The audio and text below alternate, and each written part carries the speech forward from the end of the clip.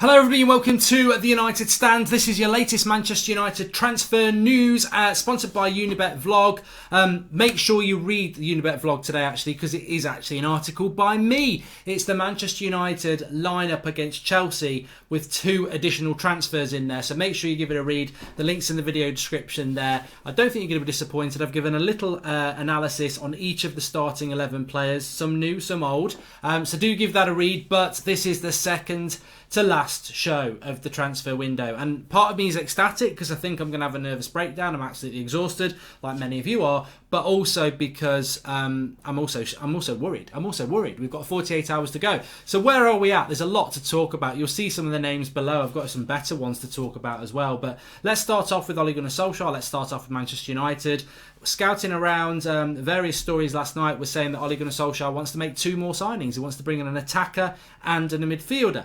But I'm going to start off with the Paul Pogba thing. He is on the thumbnail because this is a bit of a personal thing. But then last night, I think the Manchester Evening News put out an article which was very interesting as well, saying that Manchester United are Ole Gunnar Solskjaer specifically is very frustrated with Real Madrid and Zinedine Zidane and their perceived flirting with Pogba to try and get him to come. That's personally, I don't think Zidane's been that bad. I mean, I think he's openly spoken about a player that he would like, but it's not been... I've seen Real Madrid do a lot worse over the years, especially around De Gea. I think it's been quite tame with Pogba, to be fair, in my opinion. I don't know what you think. But what worries me the most is that Manchester United, we know Pogba wants to go. We know Real Madrid want him. I think United can dig their feet in. I think they're going to have to at this late stage. I think we all agree with that. You've got to dig your feet in. You've got to keep the player. But what worries me is, are we going to have a scenario here whereby... Well, I'll give you a scenario. Manchester United sign Eriksen today or tomorrow, and then in 2 weeks' time we sell Pogba. We're in a worse situation. I think we're in a better situation if we sign nobody and keep Pogba than we are if we sign Eriksen and sell Pogba. Because... basically, you're saying take Pogba out and put Eriksen in, and you've still got that mediocre midfield around them. So I'm a little bit...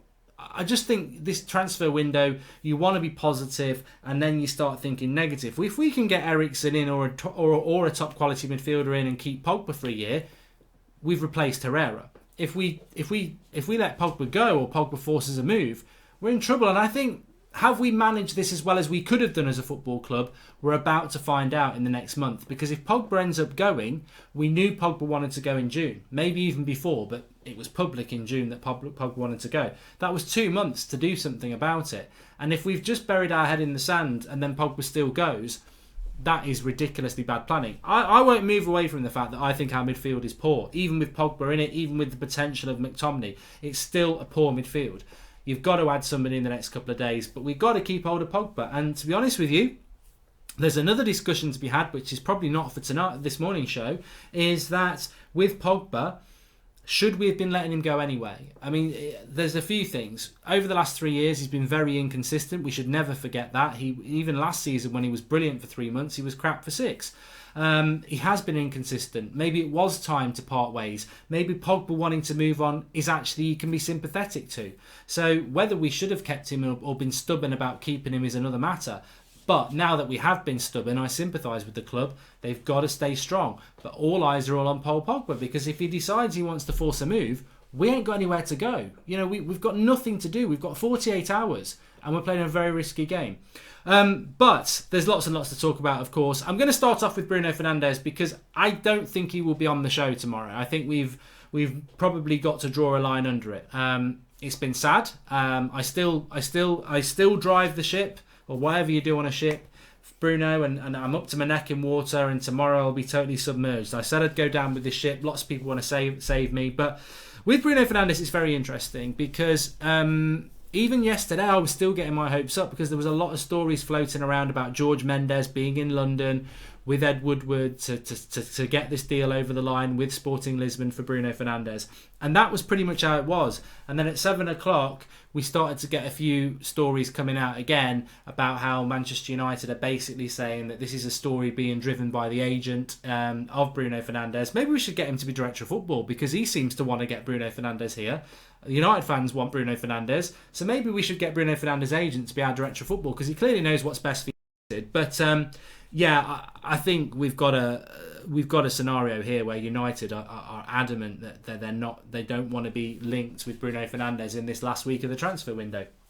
So it was looking like there might be a chance, and maybe there still is. I really, really hope there is, but it just feels like United wanted Longstaff and Fernandes all summer, and now, for whatever reason, they don't want to pay the money. I think they don't think Bruno Fernandes is worth 60 million, and obviously they don't want to pay over 30 million for Sean Longstaff. Maybe that's correct, maybe it isn't.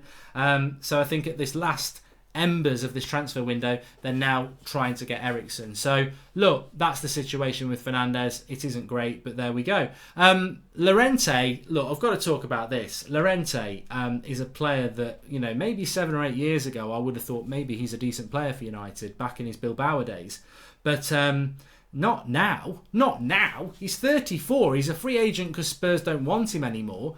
I mean, let him retire in peace. But Di Marzio, Di Marzio's a whole of the show. Well, he won't be another show. I don't want to hear from Di Marzio again for another year. But he has had a bad summer, hasn't he? He has had a bad summer. He said we were one step away from Bruno Fernandes a week ago. What's happening with that? And then he's last night spoken about Llorente and Manchester United. Now, he might be right. I really hope that Di Marzio is going to be wrong about this, because the United want an attacker, and we've got Mandzukic being offered up, who's 33, and Llorente, who's 34. And I'm like, why not just get Peter Crouch? He's around that age and he's tall. Are we just not...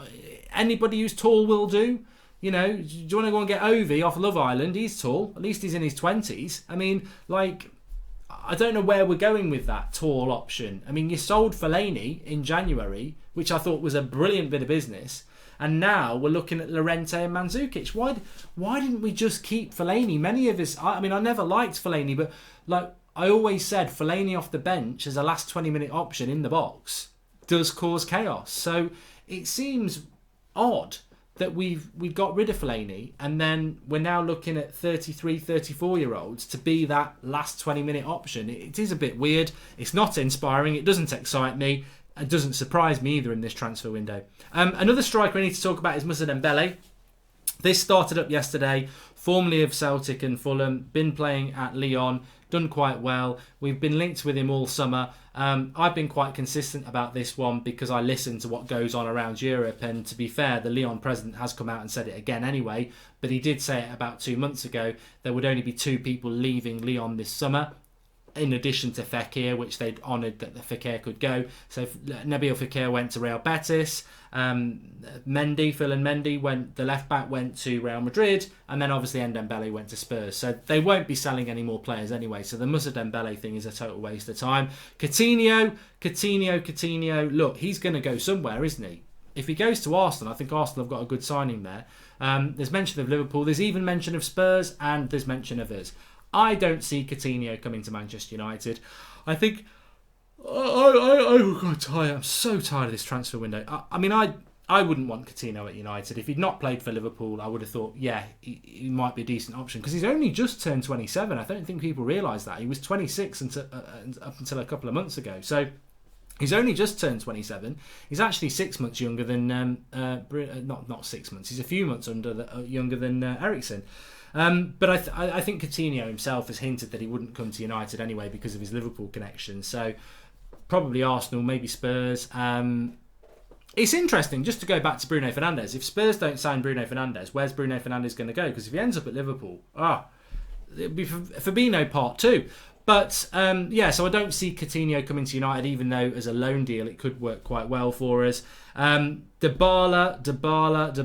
Well, yeah, Spurs was mentioned, but then as I was talking about on the show last night, and many of you were talking about, Spurs might be able to pay 70 million euros, but how are they going to pay the wages? 300 grand a week you wanted, and lo and behold, a few hours after Di Marzio saying Dybala to Spurs, it's then coming out from other Italian sources that, yeah, Spurs can't afford his wages either. So that's looking like it's done and dusted with regards to him, which leads us into Lukaku, because there is a bit of a U-turn with Juventus now. Apparently they're not interested in Lukaku anymore because of the Dybala swap, and Inter have come back into the fray now. But United are still remaining interested in Mandzukic, according to Italian reports, but Juventus have retracted their interest in Lukaku because the Dybala deal is dead, and Inter Milan now step forward for Lukaku. But of course, as I've always said, Lukaku doesn't have to be bought by Thursday by Inter Milan. Their transfer window can rumble on past August the 8th. So be interesting to see what happens with that. But it's all about this next 48 hours. I mean, I'm quite surprised. I was saying to Draughty last night, I really, we did the stream at 8 o'clock last night, and unfortunately my internet went down, so it was only a 25-minute stream. And I said to Draughty, something will happen at 10:30, I'll just do another 20 minutes then. And nothing really happened. And I was like, you know what? We're nearly 24 hours away. I mean, that's the scary thing. We're about 36 hours away from this transfer window closing, and we're still talking about doing a couple of deals. And the club certainly want to do. I mean, look, I'm not going to say we're not going to do any deals, because it's well known the club want to do a couple of deals. They just don't know whether they can do. And the midfield, a couple of deals don't really matter to me. We're not going to get two midfielders. We're looking at a midfielder and attacker. I would do without the attacker, and the midfielder is the one that we need. But the time is running out, and you do look at the general transfer window as a whole, and you think, back in June when we spent all June signing Wan-Bissaka, and then all July it's been all Harry Maguire. And why are we here with 36 hours to go, and the midfield has not been addressed? It's unfortunately something that echoes to me, and we're not quite at that stage yet with the transfer window where we're assessing it, because we must wait till it closes. But I remember back in May we were talking on one of the live shows, and we were saying 5 in and 5 out. Woodward can't do that. He can't do that, and evidence is there over previous transfer windows. He can't do that many deals, and lo and behold, actually in the whole 3 months we've done 3 deals. Daniel James, Wan-Bissaka and Harry Maguire. And in May we were talking about at least 4 in, at least 4 out, 8 deals. We've done 3.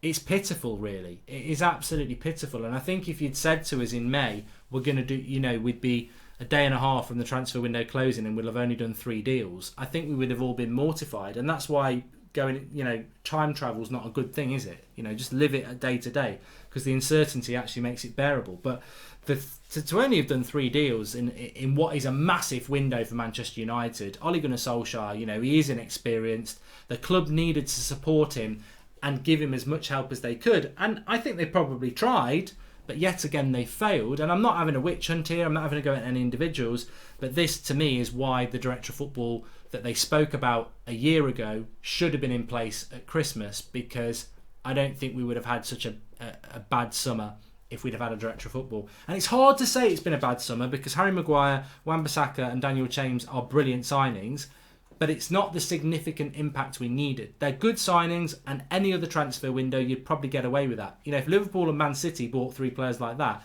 they'd be happy to add those to the squads they've already got. But with United, it needed to be significant, and more importantly, it needed to be the midfield. Where do I think we're going to be come tomorrow night at 5 o'clock? Well, where do you think we're going to be? Get your comments in below. I, at this point, have almost run out of ideas and not enthusiasm. I can get the enthusiasm back. I'm just exhausted. I'm absolutely exhausted, and I know a lot of you are as well. It's been such a draining transfer window. I thought last year was bad, actually, how Mourinho just was so negative, but at least he was telling us they weren't going to get those players, even if we didn't believe it. This one was meant to be massive, and as I've said before, every time we've been in the Europa League, we've had exciting transfer windows. We had that one with Van Gaal. We had the Mourinho's first summer. I don't think this transfer window's got anywhere near the excitement of that. So going into the last day and a half of this transfer window, I have to believe we're going to do another deal, because I've always said after Wan-Bissaka we'd do 2. Harry Maguire's been done, so we've got to do at least 1 more. At this point, I think Eriksen's just got a feel about it. But then again, Bruno Fernandes always had a feel about it all summer. I always thought we were going to do that deal for various reasons. To now, 48 hours ago, I had no inclination that we were in for Eriksen. And now here I am, sat here thinking that's the most likely deal. That scares me. That scares me that Eriksen and Spurs and Daniel Levy sort of have our season in their hands. But we'll see. We'll see. As I say, if Spurs want to sell, it can be done. thanks everyone for watching. Please do smash a like on the video. Subscribe if you are new. It is the second to last show, so do give us some support. It's been a long arse summer, and I appreciate everyone who supported the channel throughout it. Let's see if United can get a deal done over the end. But also, do read the vlog that I've put up for you with the Unibet vlog, my article, sorry. The 11 players that should play against Chelsea on Sunday. And there's 2 additions in that team. So link in the video description for that. Give it a read, give us your thoughts. A little write-up on each of the players as well. I think you'll enjoy the Luke Shaw one. Give it a read, links in the video description, and I'll speak to you all at some... I'm sure we'll be going live today at some point. Surely something's going to break at some point today, if not 8 o'clock tonight. Thanks for watching. Give the article a read, smash us a like, subscribe if you're new. I'll speak to you soon.